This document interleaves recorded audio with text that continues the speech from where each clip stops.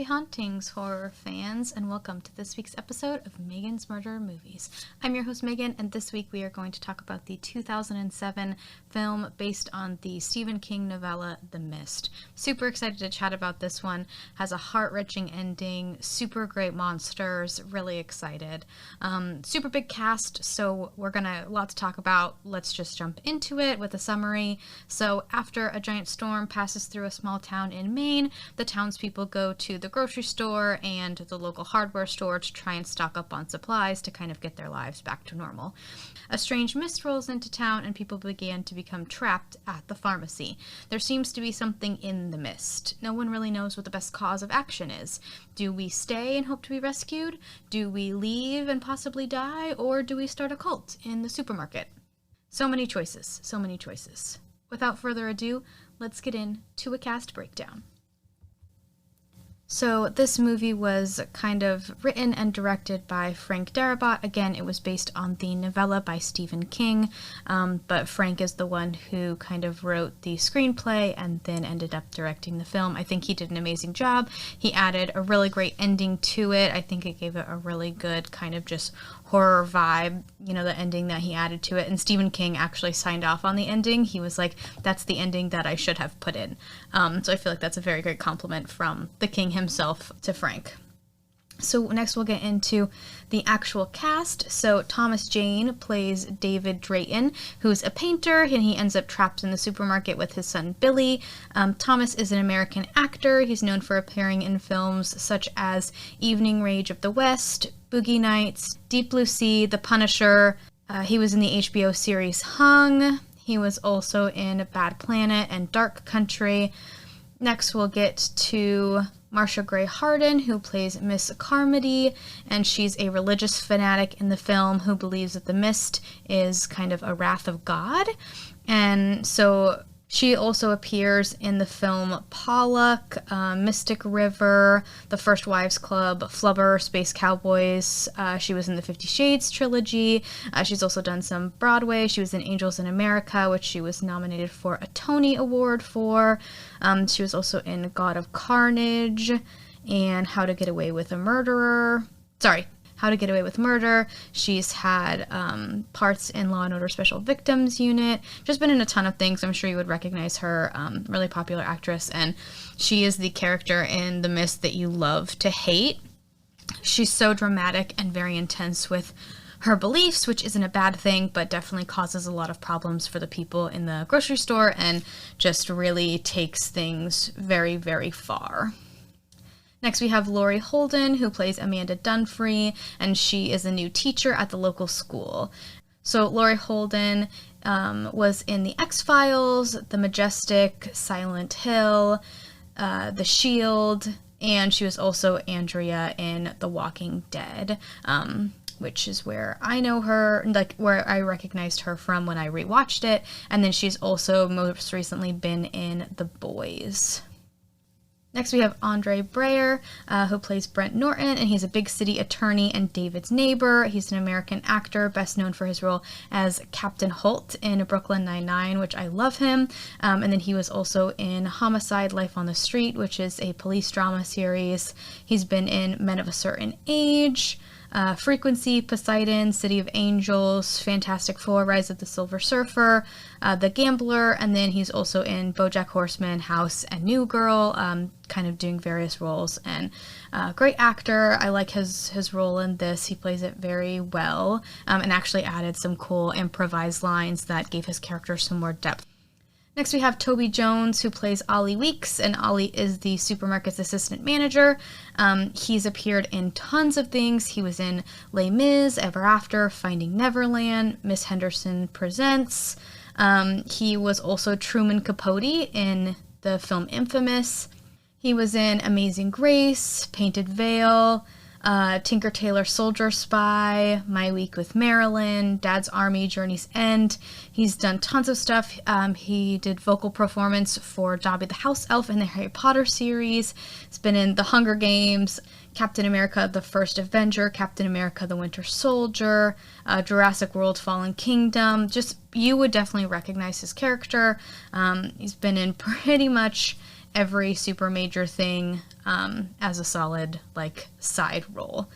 Great character actor. Next, we'll talk about William Sadler, who plays Jim, and Jim is a mechanic. They describe him as a belligerent and weak-minded mechanic, and so William is an American stage, film, and television actor. He's been in The Pacific, Star Trek, Deep Space Nine. He was in the show Roswell. He was in Shawshank Redemption, another Stephen King, book-to-movie adaptation, Bill and Ted's Bogus Journey, and Bill and Ted Face the Music. He was also in Die Hard 2, Iron Man 3, Marvel's Agents of S.H.I.E.L.D., Hawaii Five-0, tons of different stuff. Super talented actor. His role in this isn't as big as some of his other ones, but definitely an integral part in like the film and the storytelling of kind of Jim's character progression is very interesting. Next, we have Jeffrey DeMunn, who plays Dan Miller, and he basically comes to the supermarket after the mist rolls in, after witnessing dangers that are going on in the mist, and basically witnessing that something is in there and it's not just a regular mist. So Jeffrey's been in The Hitcher, The Blob, Citizen X, The Green Mile, another Stephen King book-to-movie adaptation, The Walking Dead, and Billions. Been in a ton of different stuff. The Hitcher is also a really good horror movie, and that one's real spooky. Next, we have Frances Sternhagen, and she plays Irene, which is my favorite character of the entire film. And so Irene is an elderly teacher and Amanda's co-worker, and Frances is an American actress and has appeared on and off Broadway in movies and TV since the 1950s. She made her film debut in Up the Down Staircase, which starred Sandy Dennis. She's also been in The Hospital, Two People, Fedora, Starting Over, Bright Lights, Big City, See You in the Morning, Doc Hollywood, Dolphin Tale, and So It Goes, Raising Cain, Misery, another Stephen King book-to-movie adaptation. They pulled a lot of people who had been in some of his other stuff, which I thought was really cool. But she is great, and I can't wait to talk about her when we get to see her character just be a total badass. Next, we'll move on to Alexa Davlos as Sally, and she's a cashier at the supermarket and also Billy's babysitter. She was in the show Angel, The Chronicles of Riddick, Feast of Love, of course The Mist, Clash of Titans, Reunion, The Man in the High Castle, and FBI's Most Wanted, the new CBS drama series. Not that she's the most wanted criminal for the FBI, but she was in the show FBI Most Wanted. Next, we'll move on to Nathan Gamble as Billy Drayton, David's 8-year-old son. So Nathan was born in Tacoma, Washington, and he was in Dry Rain, Saving Sam, Diggers, The Dark Knight, Marley and Me, The Hole, but his big roles were Dolphin Tale and Dolphin Tale 2, which were really, he played main roles in, and so that was kind of where he got his big break, but he's been in CSI and a ton of other things as well. So Chris Owen plays Norm, the bag boy, and Chris is known for being the Shermanator in the American Pie series, or American Pie film franchise, whatever you want to call it. So he was in the first one, American Pie 2, American Pie Bandcamp, American Reunion, and then he's done a bunch of other direct-to-movie spin-offs of kind of the American Pie universe, as you want to call it. Then we'll move on to Sam Witwer, who plays Private Wayne Jessup, a soldier stationed at the nearby Arrowhead military base. Sam's an American actor and musician, and he's known for playing Crashdown in Battlestar Galactica. He was in Smallville, Being Human, Once Upon a Time, Supergirl, and Star Wars The Force Unleashed, and Star Wars The Clone Wars, and Star Wars Rebels. He's done tons of voice work, and he also joined the cast of Riverdale as Jughead Jones's school teacher, Mr. Rupert Chipping, and then he's also voiced a couple of video game characters as well. And he's a really good actor. He's got a really good scene in this that we'll talk about that, just really makes the scene that much more intense with how he chooses to act it. Next, we'll get to Robert Trevler, who plays Bud Brown, the supermarket manager. He was in Children of the Corn 2, Ozark, and he's been in tons of other film and TV character actor, so lots of smaller roles, but still tons of stuff. Then we'll move on to David Jensen as Myron LaFleur, and he's a mechanic who works for Jim, Myron's character. And so David's a character actor, studied at LSU. He's known for Midnight Special, Benjamin Button, Love Song for Bobby Long, and a couple of other like smaller TV things. Next we have Melissa McBride, and she is an unnamed woman who left her kids at home and basically decides that she needs to leave the supermarket after the mist rolls in because she needs to get home to her kids. And we'll talk more about her character a little bit later on in the fun facts, but we will later know Melissa McBride as Carol in The Walking Dead. Then we'll move on to Buck Taylor, who plays Ambrose, a mustache man who sides with David's group and has a shotgun in his truck. And so he's been acting since the 60s. He was in Wild Angels, Pony Express Rider, The Legend of the Lone Ranger, Cattle Annie and Little Birches, Triumphs of a Man Called Horse, No Man's Land, Big Bad John, Gettysburg, Tombstone, Hard Time, and just a ton of other like western-y type stuff. You know, he's got that lovely mustache, and so not that, you know, I feel like actors want to be typecast, but, you know, you definitely would see someone like that and be like, that's a cowboy right there, in terms of, you know, kind of what they do in the film industry. So Brandon O'Dell plays Bobby Ingleton, and he's the brother of Joe and one of the patrons in the supermarket, and he's known for The Mist, The Highwayman, and The Bay. And then Jackson Hurst is Joe Ingleton, Bobby's brother, and in the film he tries to build a torch with a mop and kind of messes up and ends up lighting himself on fire. And so he's known for, of course, The Mist, The Closer. He's been in NCIS. He had a main role in Drop Dead Diva. He played Grayson Kent. And then he's also appeared in Have Dreams Will Travel and Short. In 2011, Hurst starred in his first leading role in the film A Bird of Air. So last but not least, we have Kelly Collins Lintz as Stephanie Drayton, David's wife and Billy's mother, and she's known for Miracles from Heaven, Gifted, and One Tree Hill. Alright, so now that we've met the cast, let's get into some fun facts about the film. So Stephen King actually said that he was genuinely frightened by this adaptation of his novella, and Frank described that as the highlight of his career, or the happiest moment of his career. During an action scene in the film, a man runs into a wire rotating like book holder in the grocery store, and I guess if you look carefully you can see that all of the books on the shelf are written by Stephen King. This is the third film that Frank Darabont has adapted from Stephen King's work. He also did Shawshank Redemption and The Green Mile.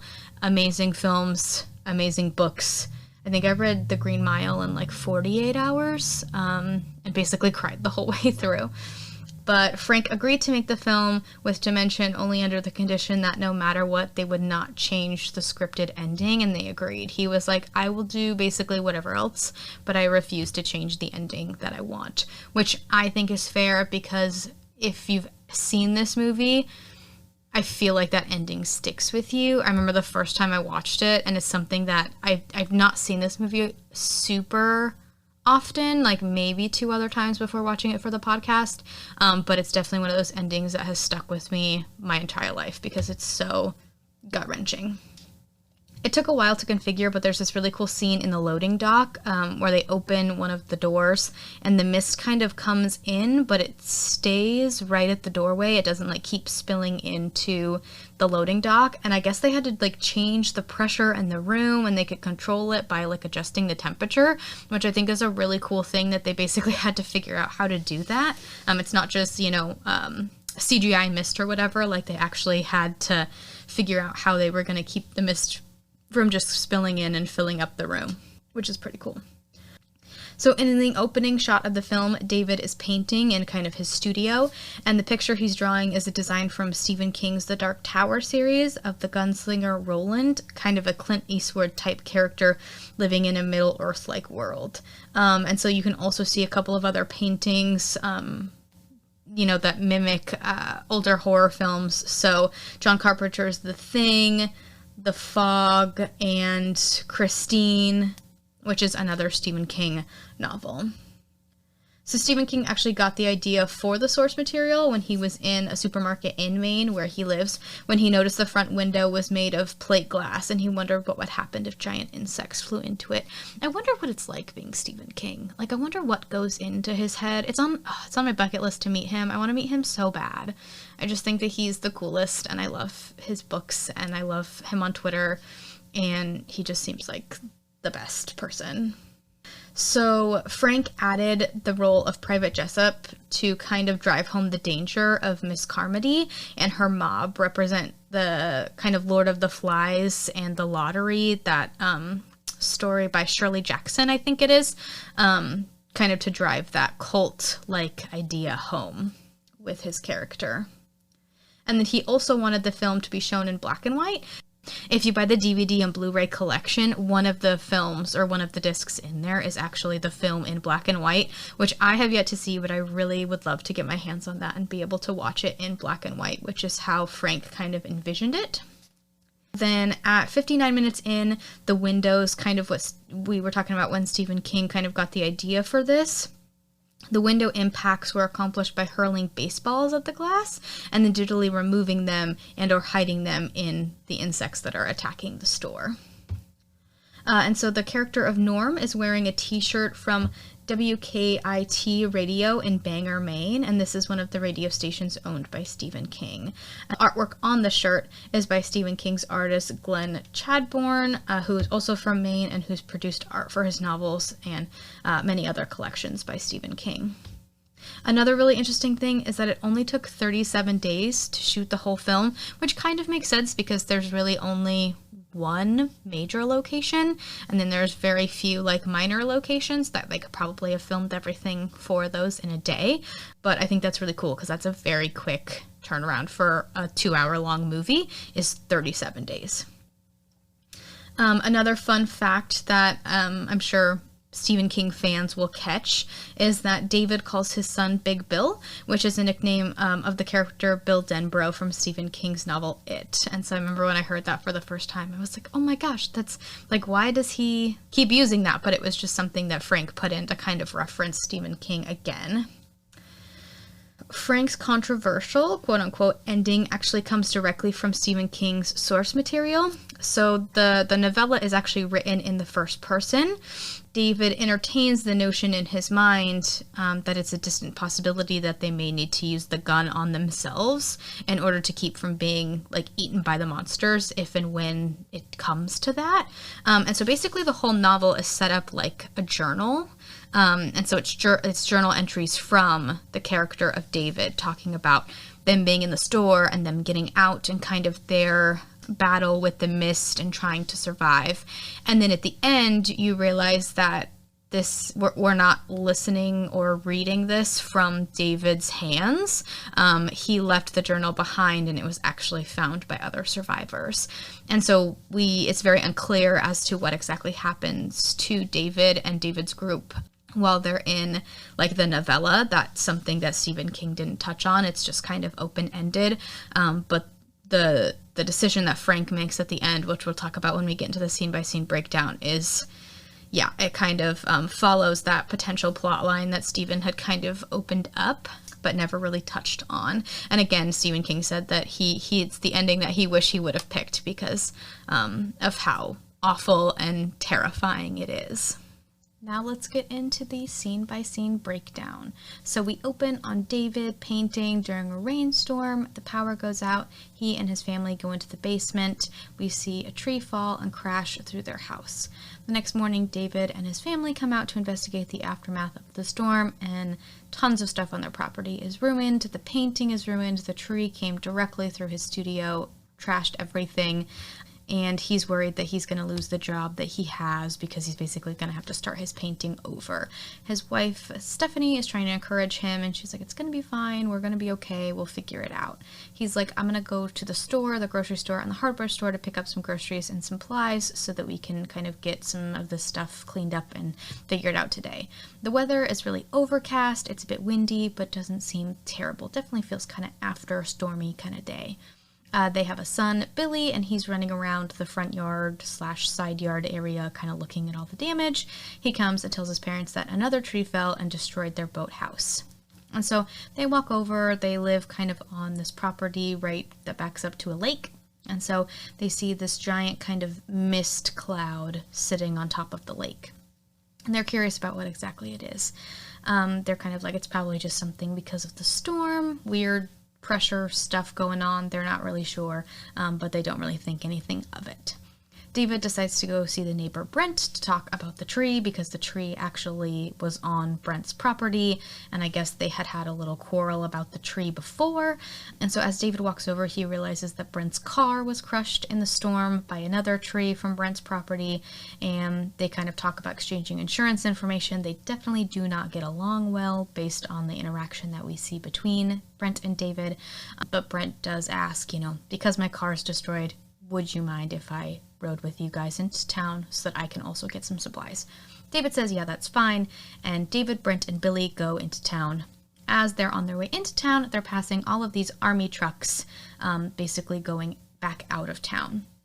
Brent and David are talking about how the military base is called the Arrowhead Project, but no one in town really knows what that is.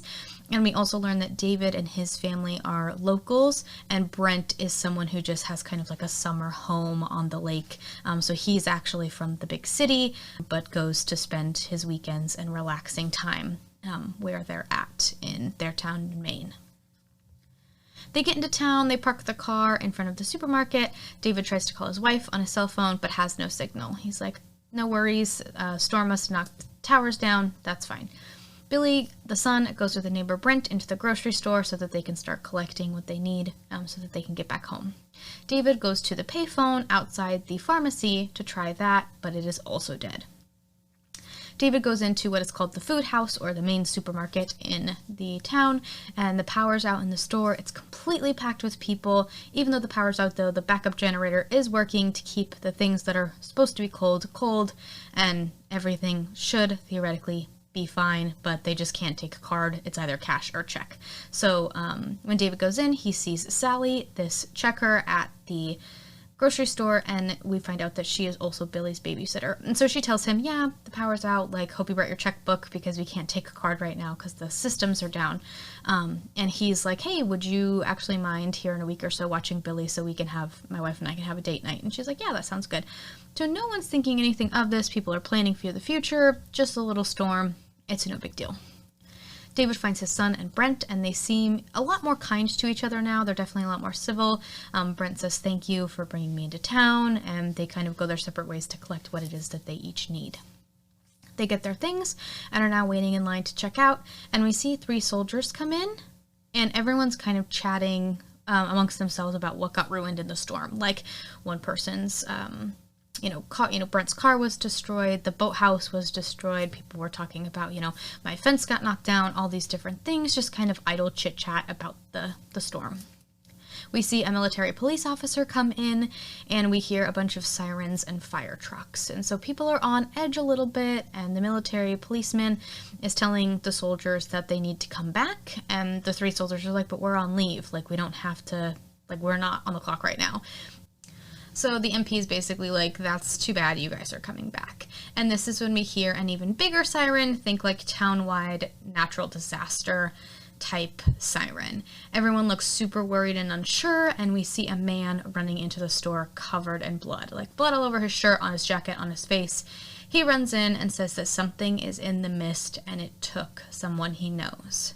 The doors to the store are shut, and we see an outside shot of people running from the mist that is consuming the town very quickly. Like a blanket basically just laid over this town of mist. So we see this man basically decide to leave the store very quickly and try to get to his car. We see him become covered by mist, and then we hear him screaming. Billy, of course, is very scared. He's like, I want my mom, I want to go home, I'm done. That's it. I mean, and as I think he's 8 in the film, that's totally valid. Everyone's looking outside, but again, you can't see anything, just mist. And then the store starts shaking, like an earthquake is happening. Lights are falling from the ceiling in the store, and people are screaming. Things finally settle, and this woman says that she needs to get home to her kids. And this is when we see Melissa McBride, the one who eventually plays Carol in The Walking Dead. She's actually uncredited. She does not have a name. And this is when Miss Carmody finally decides to speak out. And she says that no one should leave because death is out there. And this woman starts crying. She's like, someone has to help me. I have to get home to my kids. I left my older child in charge of my younger child because I thought I would only be gone for a little bit. And I think she says that, her oldest child is only 8 and her other child is 4. So quite young to be on their own something this crazy happening. So she's basically set on, nope, I'm leaving. She's trying to get someone to go with her. No one does, and so she's like, fine, I guess I'll just be going by myself, and we see her disappear into the mist. The people start cleaning up the store, and David is trying to calm Billy down. Of course, Billy, like I said, is sobbing. He wants his mom. That's totally valid. But people have kind of decided that they're going to stay and wait for whatever this mist is to pass.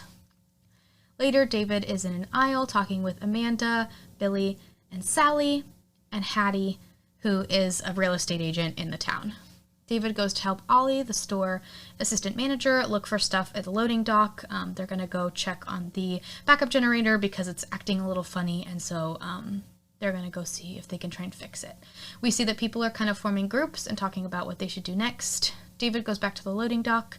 Amanda is collecting some things around the store, and Miss Carmody is preaching to people. David hears this rattling next to one of the giant doors in the loading dock, so think like a giant garage door. Something, it sounds like, is trying to get inside. Like it's just rattling this metal garage door. David brings other people back with him to check it out. He runs out in a panic, and he's like, no, there was something out there. There's something trying to get in. Like, I heard this noise. And Jim, the mechanic, is totally giving him crap. He's like, yeah, whatever. Like, you didn't hear anything. You're just a little worried. Whatever. They go back, they're looking at the generator, and Jim and Myron are like, I think there's something blocking the, export. So basically it's kind of backing itself up because it's not able to vent properly. But the vent is outside. And so Norm, the bag boy, says that he'll go outside really quickly and unblock it. They just need to flip the generator back on, raise the door so he can sneak out and then come back in. David's like, no, that's a terrible idea. There's something out there. Dan came in and said that there were things in the mist. He heard that sound, but they basically just kind of shoved David aside. They're like, you just think you're better than everyone else. You think you're smarter than everyone else, so we're not going to listen to you. They're being so rude to him, and he's honestly just worried about everyone's safety. And Ollie basically pulls David aside, and he has this great line about how everything is out of their control right now except for this problem. This is a problem that they feel like they can solve, so they need to solve it so that they can feel better about the uncertainty of the situation that they're in. Which makes sense, but again, safety and making sure that people are okay and that the store is going to be safe. But we don't know the, extravagancy and the urgency of what exactly is in the mist yet, so, it's a tough call. They start the generator, they raise the door, and Norm is standing right by the door, kind of getting ready to go under, and he's talking with the guys, and then he's grabbed by this giant tentacle. But it's not like an octopus tentacle, it's just like a giant tentacle with these, almost like teeth instead of suction cups. It's terrifying, and we don't see what it's connected to. It's just this tentacle. Other tentacles are trying to come in and grab the others. They start the generator and they try to shut the door, and it's trying to pull Norm outside. It's such a cool monster, but it's also so creepy with the teeth aspect of it. Gives me chills. Also, when it grabs you, the teeth go in, and so then you basically, if you can get the tentacle off of you, you're gonna bleed out anyway. So once you're done. 10 out of 10 for monsters, 0 out of 10 for ways to die. David takes this axe and tries to cut off the tentacle inside the loading dock after they're able to shut the door, and sadly, Norm was taken out by the thing. We hear him screaming. Norm is dead. The men are covered in Norm's blood. David was the only one who was trying to pull him back inside. Ollie tries, but it takes him a minute to actually jump into action. But Myron and Jim do nothing. They freeze, which also valid response for something so outside the norm and the realm of possibility happening. But they were also very rude to David, so it's like, what the hell, guys? Why did you just stand there? Frustrating. David's really upset. Again, like I said, he's covered in Norm's blood, and he almost starts crying. He's like, I told you guys not to let him go out there. He goes back into the store, he changes his shirt. The men from the loading dock are talking about how they can keep that thing out of the store, because the front of the store is all glass. If those tentacles wanted to just break that glass, probably wouldn't be too hard. David decides to go and talk with Brent and tell him what happened, but Brent doesn't believe them. Brent actually starts getting upset because he thinks they're messing with him. He's like, you don't like out-of-towners, like, you're just trying to make me look like an idiot, I'm not a fool, all this stuff. And David's trying to convince him. And they kind of get into a little tussle. Brent says he's going to sue him. It's a whole thing. They clearly have legal history because he's like, I'm taking you back to court, and this time I'm going to win, and all this stuff. It's a whole mess. Ollie's had enough. He's like, everyone should come back to loading dock and just see what's happened. Like, we have a piece of the tentacle back there, so no one can say that it's not real because we have a piece of the thing, whatever the thing is. David tells some of them what happened. He's trying to explain it. They take the store owner, Bud, back to the loading dock because he comes in and he doesn't believe them either. He's like, guys, this isn't helpful. Like, everyone's freaked out. You guys aren't helping anything. So Bud gets to see for himself that they were correct. He comes back out to the rest of the folks in the storefront and confirms what it is that, Jim and Myron and David and Ollie were telling them. They start basically loading dog food up by the windows to reinforce them in the front of the store. Miss Carmody is praying, and she's hoping she can save people so that they'll be taken to heaven. She's like hiding in the bathroom, praying in a stall, and she's like, if I can save just one of them, like, I will have done, my service to the Lord, or whatever her spiel is. I am not a religious person, so I will not be talking much on the religious piece aside from what is directly kind of stated in the film. So Amanda comes into the bathroom and asks if she can use the restroom, and her and Amanda talk for a second, and she's super rude to Amanda, like calls her a slut and a whore, and Amanda's like, I'm here if you want to talk or you need a friend, and she's like, I don't need friends like you, and it's just super rude. And Brent is making a scene, basically again saying that everything that David and that group of people are saying are lies. It's kind of a he said, she said, our word versus yours. It's a whole mess. And Miss Carmody starts talking about God. Clear sides are forming within the people in the store. There's the people who think, yeah, we'll just wait it out, it's fine. There's the people who are like, yeah, no, we need to leave. Miss Carmody is preaching and telling people that she's trying to save their soul. She says that this is a rapture, and she's really scaring the children and the other people in the store. She grabs this little girl and she's like, people deserve this because people don't believe in God, and God is after blood, and the bill must be paid. And so Amanda goes and smacks her upside the head, which I kind of feel like is valid because she was scaring the children, and that's not what we need. Then Miss Carmody says that God will decide to take someone else when night comes. Billy goes to talk with the soldiers, and he's like, hey, why won't your friends come get us? Like, you guys have friends who know what's going on and, have the equipment, so they should come save us. And Billy then is talking to his dad, and he says that he doesn't like Miss Carmody, and he's like, do you think mom's okay? David's like, your mom's, mom's probably fine, it's gonna be okay. The other people in the store kind of, David's group is what I'll call it. So David's group kind of consists of Bud, Amanda, Hattie, Ollie, Irene, Jim at the beginning. So that kind of group of people are talking about how they wish they had a gun to protect themselves from whatever's in the mist. And Amanda pulls a handgun out of her bag. She's like, I don't really know how to shoot it that well. I shot it once at a gun range. My husband thought it would be helpful for me to use it and have it because he's out of town a lot. And Ollie's actually steps up and says that he knows how to use a gun. And so Brent and some of the other people basically at this point decide that they're going to leave. And this man who's a typical biker dude, he says that he's going to go out with them, but he's not going to leave with them. He's going to go out to Ambrose's car and get the shotgun that Ambrose has in his truck. And so they basically decide that they're going to tie a rope to him being the biker dude, and pull him back if needed, and they want to see kind of how far he can get. So Brent and the people following Brent leave, along with this biker man who was going to go get the gun from Ambrose's truck. They all disappear into the mist, and we see some men feeding the rope out. There's pretty good slack, so, Ollie, Bud, David, and Jim, I think, are the ones kind of feeding the rope out the door. There's a decent amount of slack, and then it gives out entirely, and then it gets really tight and, pulls very, very tight, and then it just starts pulling super fast. They're trying to hang on to it. They're trying to pull him back. They can't. The rope is just sliding through their hands. They're all getting rope burn. And then the rope goes up really high, in the air, much higher than, than the height of this man. especially because he had it tied around his waist. So something clearly has him in the air. And then the rope snaps and goes limp all over again. And so they start pulling it back, and it comes in after a while just covered in blood.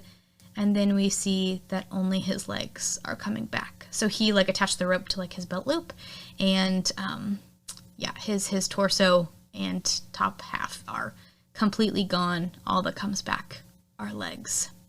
They cut the rope and they shut the door. And Miss Carmody thinks that she was right. She's like, yep, I knew it. I knew that come nighttime, God was going to take someone else. Daylight's almost over and they're getting lights set up for nighttime.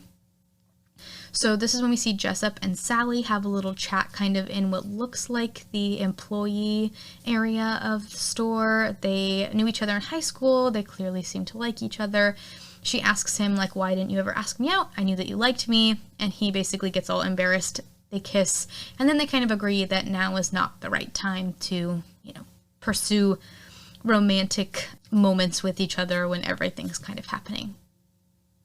So everyone's kind of settling in for the evening. Someone made dinner, and so this man is sitting kind of by the window with his dinner with this light, and we see this giant bug hit the store window. Like, giant. Think like raccoon-sized bug.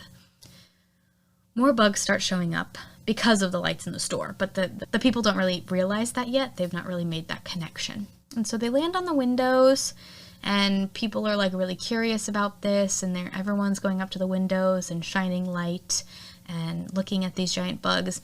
But then this giant, almost pterodactyl looking creature shows up and starts eating the bugs. But every time it smacks into the windows start breaking.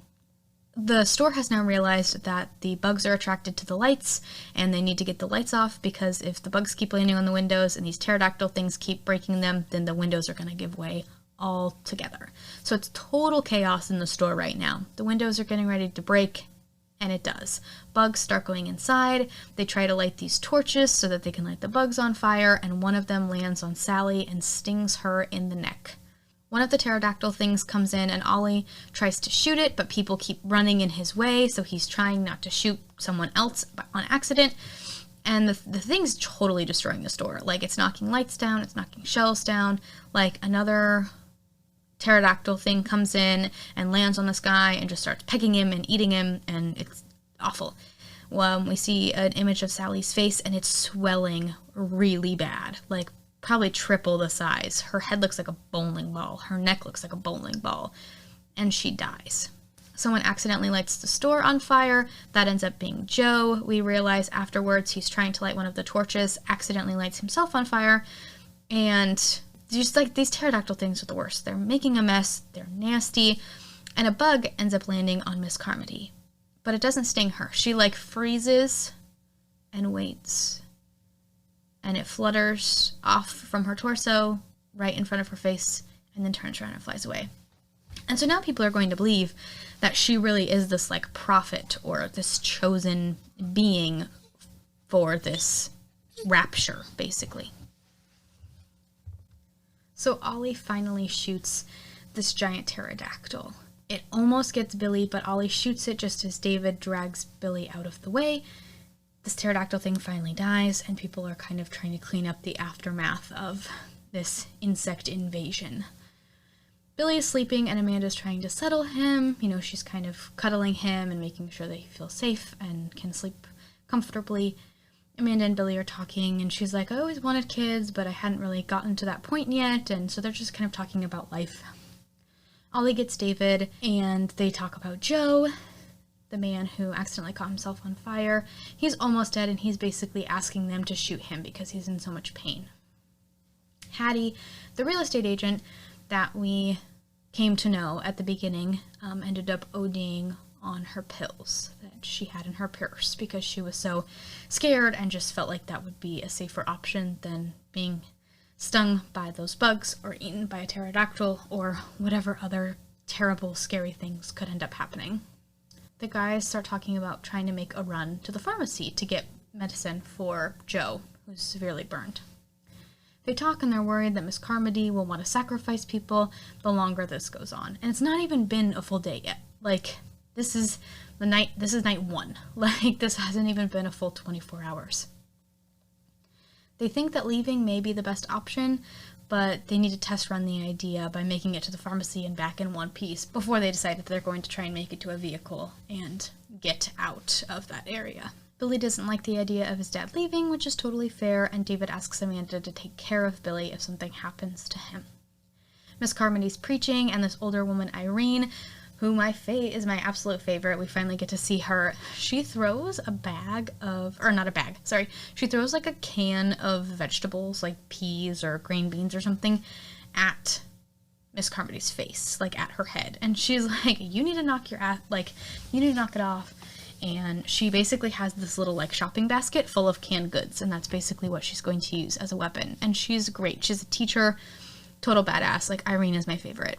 And she turns to Jim, the mechanic, and she's like, I had you and your sister in my class, didn't I? And he's like, yeah. And she's like, underachievers, the pair of you. So you're coming with us. And she like basically makes Joe go with them to the pharmacy. She's a badass, and we'll talk more about her in a little bit because she has this great moment. But Irene, David, Ollie, Jim, and Joe's brother Bobby, and Dan, and then the soldier Jessup go to the pharmacy next door. It's super dark. We just kind of see flashlight beams. They're in the store. They've made it to like one door to the other. They're inside, but there's nobody in the pharmacy, which they had also talked about. We're going to go help the people from the pharmacy get here because there's more food and we can help them get here safely. They collect what they need, and then they notice that all the people from the pharmacy are in these giant spider webs on the ceiling. Like they're cocooned within these giant spider webs. But one of the people, the military policeman that we saw at the beginning, is alive in his cocoon. He's like, it's our fault. I'm so sorry. Please help me. And they're trying to pull the web off of him, but it won't come off. And then we just see these spiders start coming out of the man. Like, think of that like urban legend where the girl gets the zit on her face and she goes pop it and a spider comes out. That's what happens to this man, but times like 1,000. Terrible. Terrifying. He is alive as they start coming out of his body. It's so creepy. And then these bigger spiders pop up. Think like, again, the size of a raccoon. And also if the spiders like get you with their web, it's like, it starts burning. And so if you get, kind of caught in the web, it kind of burns into your flesh so that you're really stuck. And so Irene, at one moment, the spider like kind of drops down in front of her, and she uses what looks like hairspray, but it could be bug spray, and a lighter to make like a flamethrower to kill one of them. It's such a badass moment, and she just looks at it, and she's just like, she's got no time for this spider's nonsense, and I love her so much. So Joe's brother Bobby ends up dying. The gun runs out of bullets. Ollie didn't bring all of them with him. They get back to the store, and Jim loses it. Like, he just starts sobbing, and Miss Carmody is now gaining more of a following. David finally gets some sleep. When he wakes up, they tell him that Joe ended up dying. They weren't able to get him the medicine fast enough, which is just devastating. And Irene says she wants to go with them if they leave. David doesn't want to be responsible for the lives of other people anymore. He's taken too much on, and he feels awful about all of the people that he's seen die since they came to the grocery store, basically. And then we see that even Jim has joined Miss Carmody. They all turn to David, basically to make the call if they're going to stay or go. David talks to the soldier Jessup and wants to know what the military policeman meant by, like, it was our fault, and I'm sorry. Jessup's like, I don't know, I'm not sure, and we realize that the other soldiers, his two friends, are kind of nowhere to be seen. Amanda says that they've looked through the whole store, but the only place they haven't looked yet is the loading dock. So that group of people decide to go to the loading dock to look for these two soldiers to try and maybe get some answers. And once they get back there, they see that these soldiers have hung themselves. Jessup says, I didn't think they were actually going to do it. When I said I was going to go to the pharmacy, they told me they were going to do it, but I didn't believe them. And David wants to know. He's like, I want to know what's happening. But while David's talking to Jessup in a loading dock, Jim also shows up and ends up pulling Jessup out and tells everyone else in the store that it's the military's fault. Jessup's like, no, it's not my fault. Like, I'm a local. I'm from here. And Miss Carmody starts choking him. He says that he's heard things, but he's not for sure what exactly is going on. He says that there's scientists who thought that there were other dimensions and they wanted to make a window. Jessup says that, it's the scientist's fault, not his fault, that they must have made a door, or they must have broke the window or something, because, it's something went wrong, but it's not his fault. He didn't have any hand in that. He just works there. And Carmody basically calls him Judas and says that God is mad at science for trying to know the secrets that only God should know. And Sam, the actor who plays Jessup, does such a great job here, because he is on the verge of tears, begging them, on his knees, it's not my fault, please. And the town starts beating him up and stabbing him. It's completely horrific, and you're just it's not even been 2 days. And these people have turned on each other so quickly, it's completely terrible. And Carmody basically has the idea that they should feed him to the beasts outside. They're going to take him outside and leave him to be eaten as a sacrifice. So he's been stabbed, he's been hit, and now they're going to drag him out and leave him outside. David tries to stop them, but Bud and Ollie and Amanda are all trying to hold him back because they don't want the same fate to happen to David. And so he basically ends up just curling up with Billy and crying because he doesn't want to get killed too. And he doesn't basically want to make an even worse scene. But it's awful, because this really shows just what humans are capable of, and how easy it can be for people to kind of team up and perform these horrific acts against each other. Looking at, history will tell you that all of the genocide that history has seen, and the Holocaust, and, apartheid, and all of those different things, it's terrible what a group of people can do to, quote unquote, the other. But they just, it's terrible. We see a huge, think house size, regular house size spider come up and eat Private Jessup.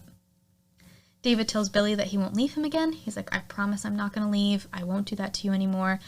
They fall asleep, and Amanda wakes David up when it's dawn, and basically they're going to leave. The people who are going to leave are David, Billy, Ollie, Amanda, Irene, Dan, Bud, Myron, and Ambrose.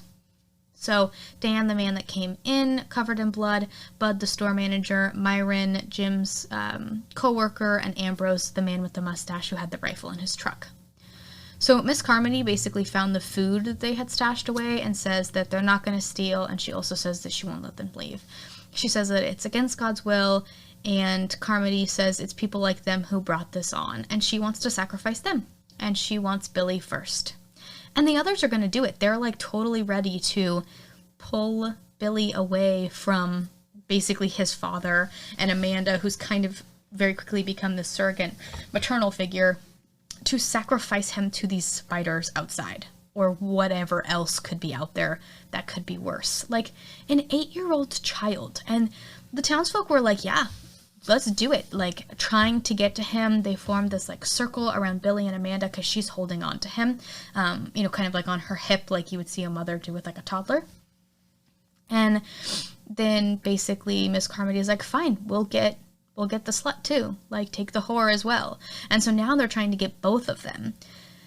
And Ollie decides to shoot Miss Carmody once in the stomach and once in the head. Their group is able to run outside and try and make it to the car. Ollie gets to the car first, but the spider that's the size of the house gets to him, sadly. A bunch of the raccoon-sized spiders get Myron. Dan, Irene, Billy, David, and Amanda are able to get to the car. Ambrose is ambushed by many spiders, and David gets out to get the gun and is able to get it and get back in the car just in time before one of the raccoon-sized spiders gets him. Then we get a real close-up on these motherfuckers' faces, and they are nasty. Whoever designed these bugs did a great job, because they are gross and creepy. Bud ends up going back to the store because he gets kind of turned around in the parking lot and freaks out seeing, people get eaten by these spiders. And so he goes back to the store and begs them to let him back in.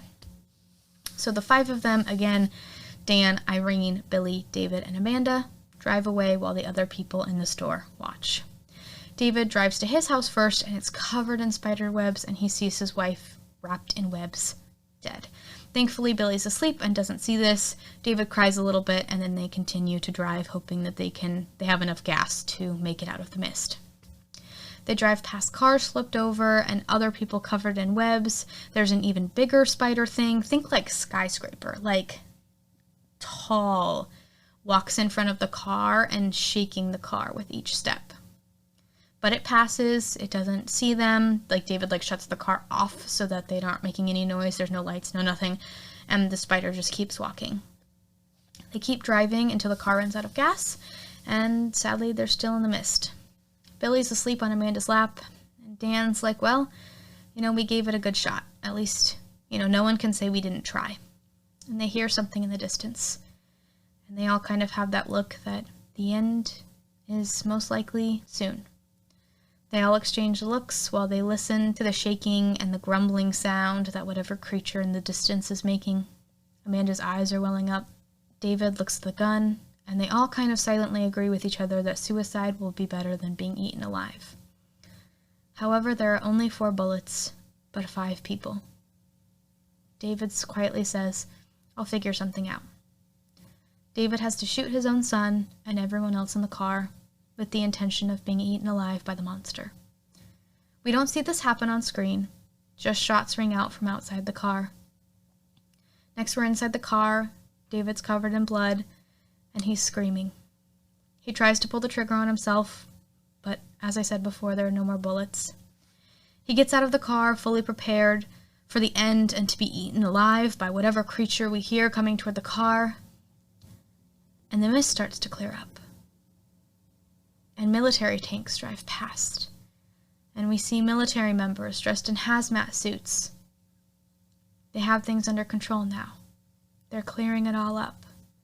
Had they waited 2 more minutes, they would have been saved. They didn't have to die.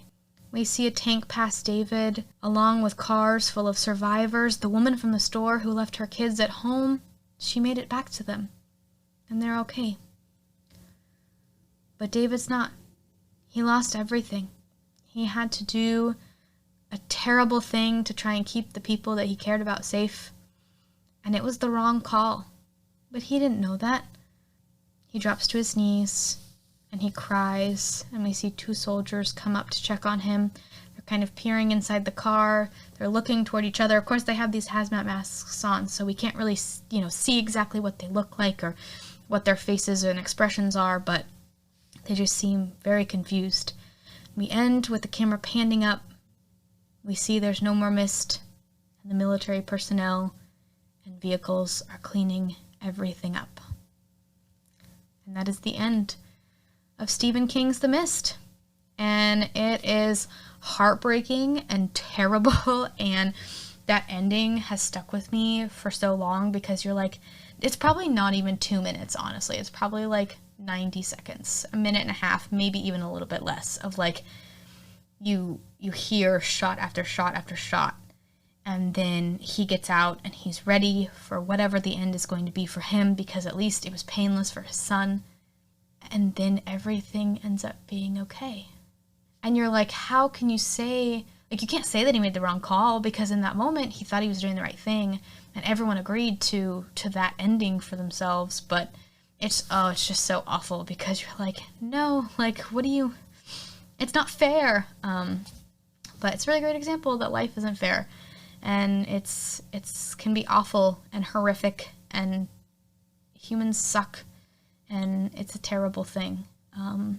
But yeah, so that is The Mist. I hope that, if you've not seen this one, spoilers, that's a tough one, but also, maybe best not to see this one if that's something that's going to be really hard, because this one's very intense, but I had to do it because it's one of my favorites, and it is one of those ones that has definitely stuck with me over time, just the horrific ending, and it's so, I don't want to say beautifully done, but just really gives you something to think about afterwards. But I hope that you enjoyed this episode. Seems like a weird thing to say with how awful it is, but if you enjoyed it, please give us a like and subscribe. That really helps out the podcast. And if you want to follow us on socials, we are on Twitter and Instagram under M Murder Movies. So that's M as in massacre, Murder Movies on Twitter and Instagram.